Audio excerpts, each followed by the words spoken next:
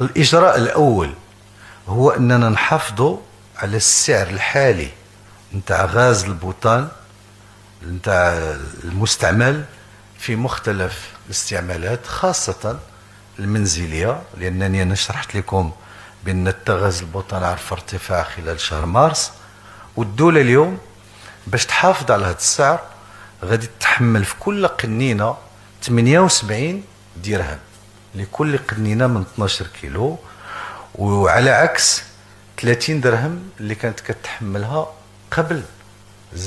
يعني هذه الأزمة قبل بداية شهر مارس. معناه أننا نحتاج ل 48 درهم إضافية كدعم إضافي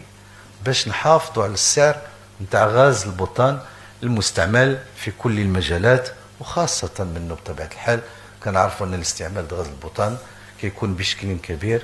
عند المواطنات.